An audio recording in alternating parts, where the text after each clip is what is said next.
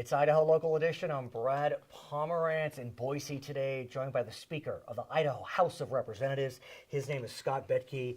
And sir, be careful what you wish for. When you have a surplus, you know what happens? We want to know what to do with that money. And so the surplus this year is quite large. It's now at $139 million, $92 million more than expected. Yeah, that's good. Right. Yeah, that's good. That's an indication that Idaho's economy is strong. It's also an indication that the policymakers are pretty frugal, because the trajectory that they are anticipated was what we absolutely have to make everything work, Right. and now the economy is outperforming our expectations. Sure. So it's not in the bank yet, but it looks like it might be. The challenge becomes when you have a surplus. Of course, a lot of folks want to give money back to the taxpayers. Correct. But there are also essential state services. The governor talked about that in his State of the State.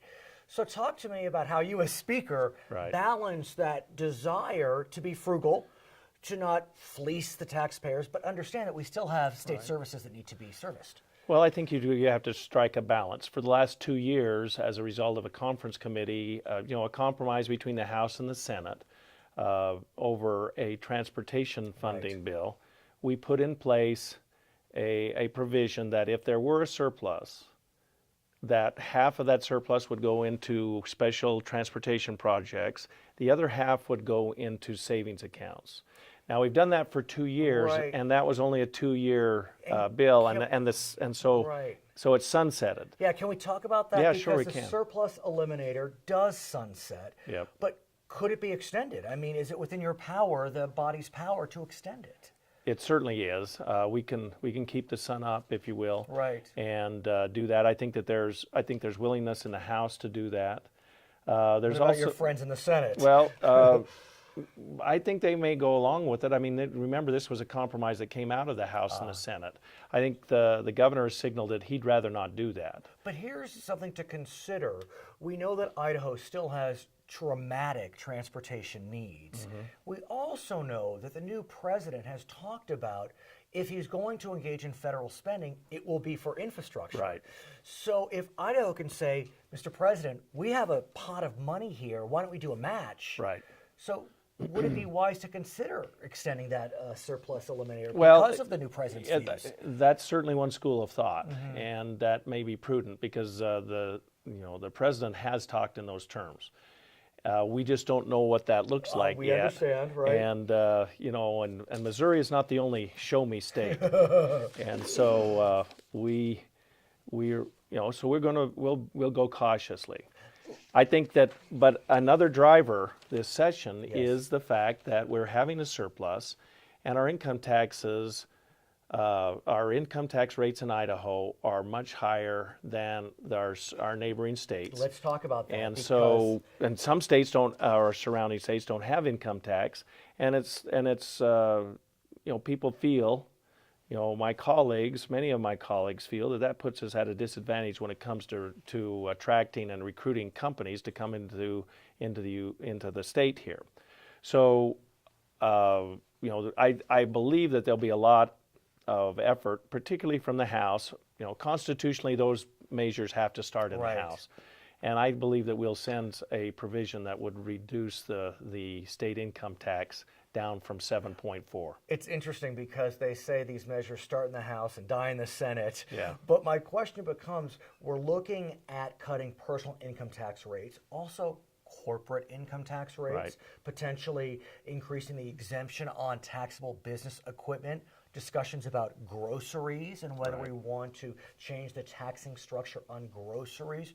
What do you think about all the competing measures?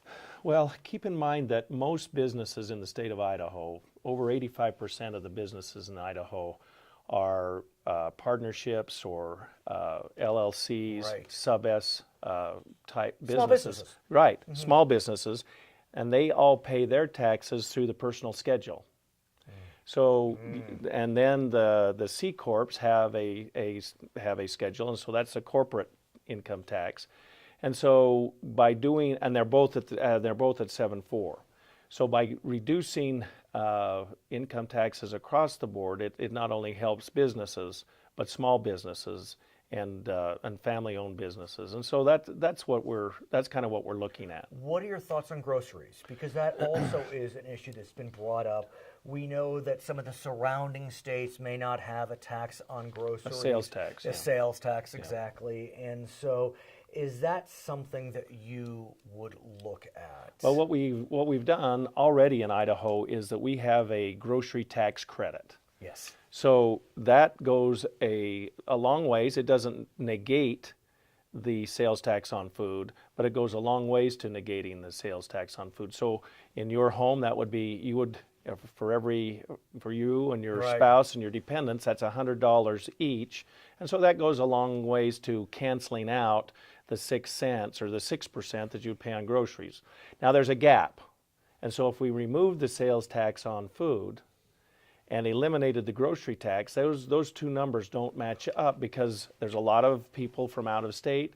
We're a tourist state, and so there's a lot of grocery purchases that don't trigger a grocery tax credit or a refund from the state. We know that the federal government has an earned income tax credit. Some states are starting to adopt that. Yes. Is that something you may want Well, to look at? the whole thing is in a state of flux. I understand. I don't hear much about that issue as I do about these other ones.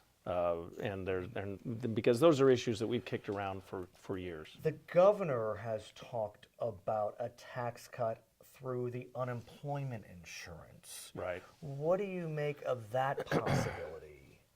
Well, I look at them more as insurance premiums. I mean, when the Great Recession hit, we had a lot of unemployment, and that, so actuarially, we were turned upside down and quite badly. Right. So we raised the taxes, or raised the premiums, if you will, so that insurance fund would be back and again actuarially sound. Now, as we talked earlier, the economy's booming. We have the lowest unemployment rate we've had in ever, probably. There's more people working in Idaho than ever before, and so, but for every corresponding pay stub, there's so that fund is now flush. And so that is just, so his idea, whether he had the idea or not, it was kind of on autopilot, because you only need to keep the bucket full, not over full. And so, yeah, there will be, and technically, I guess from a business perspective, and I am a business and I do pay that, it will be nice to pay less money. I'm wondering if now's the time to seize the opportunity to look at how we tax in terms of products versus services, in terms of brick and mortar versus the internet. Right. A lot of us buy off of the internet, and Idaho is not seeing sales tax on that. We have the use tax, but that's confusing. And so are you looking at that, services, products, internet? Well, I think yes, we are. It's interesting that the state of Utah cut a deal with Amazon. Right. And I think that we're in the, I'm not involved in those negotiations, but I know that our tax commission is. Okay. And so I think that's the future. We've all talked, we've just come through a holiday season where more and more people all the time are availing themselves to online services. I want to thank you for joining us. He is the Speaker of the Idaho House of Representatives. His name is Scott Bedke. My name is Brad Pomerance. It's Idaho Local.